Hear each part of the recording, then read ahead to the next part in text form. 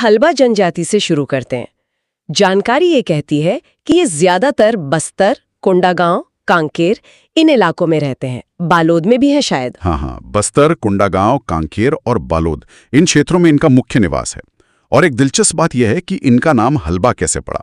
कहते हैं हल चलाने की वजह से। अच्छा, हल चलाने की वजह से, तो मतलब खेती से जुड़ा हुआ नाम है। जी बिल्कुल, और यही इनके आर्थिक जीवन का आधार भी है।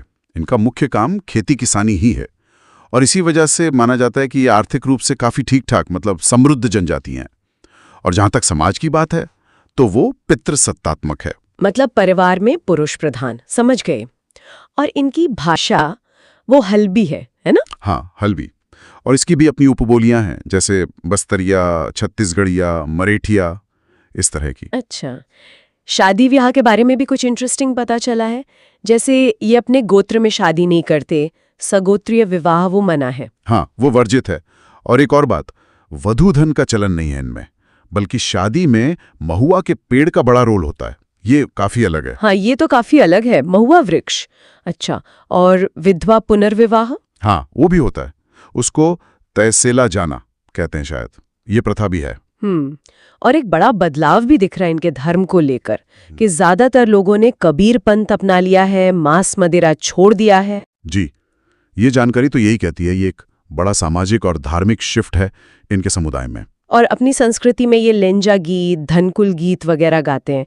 त्योहार भी हैं इनके, नवाखानी, दिवाली, दशहरा, होली, ये सब मनाते हैं। तो कुल मिलाकर देखें तो आर्थिक रूप से और शायद शैक्षिक रूप से भी ये एक मजबूत जनजाति नजर आती है। बिल्कुल। तो ये तो ही हल्बा जनजाति की बात। खेती और कबीर पंथ, ये दो चीजें इनसे काफी जुड़ी हुई दिखती हैं। अब अगर हम उरांव जनजाति की तरफ देखें तो वो कहाँ पाए जाते हैं? उरांव जनजाति आपको मिलेगी छत्तीसगढ़ के उत्तरी इलाकों में ज्यादा, जैसे रायगढ़, जशपुर, बलरामपुर, सरगुजा, इन जिलों में। अच्छा, और इन्हें धांगर भी कहते हैं? हाँ, धांगर भी कहते हैं। और इसका मतलब भी कहीं ना कहीं कृषि कार्य से ही जुड़ा है। तो आजीविका का मुख्य स्रोत इनके लिए भी खेती ही है। और इनके समाज में एक खास चीज का जिक्र है, धुमकुरिया। ये क्या है? हाँ, धुमकुरिया, ये बहुत महत्वपूर्ण है इनके यहाँ। ये एक तरह का युवा गृह होता है, मतलब जहाँ गांव के जो अविवाहित युवक युवतियां हैं उनको सामाजिक और पारंपरिक शिक्षा दी जाती है। इसके जो मुखिया होते हैं उन्हें धांगर महतो कहते हैं। अरे वाह, ये तो बड़ी अनोखी सामाजिक संस्था है, धूमकुरिया। और इनके नृत्य के बारे में भी कुछ है, सरहुल नृत्य। जी हाँ, सरहुल नृत्य। ये तब करते हैं जब साल के पेड़ पर फूल आते हैं। ये इनके लिए बहुत खास मौका होता है। इनका समाज भी कई गोत्रों में बटा हुआ है, जैसे करकट्ठा एक प्रमुख गोत्र है।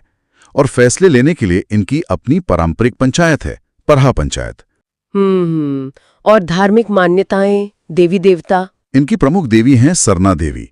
गांव का जो मुखिया होता है वो मांझी कहलाता है, और जो धार्मिक काम करवाता है, पूजा पाठ वगैरह, वो पहान होता है। ठीक है, लेकिन एक बात जो उरांव जनजाति के बारे में सबसे ज्यादा ध्यान खींचती है वो है उनकी शिक्षा। जानकारी कहती है कि ये छत्तीसगढ़ की सबसे ज्यादा पढ़ी लिखी जनजाति है।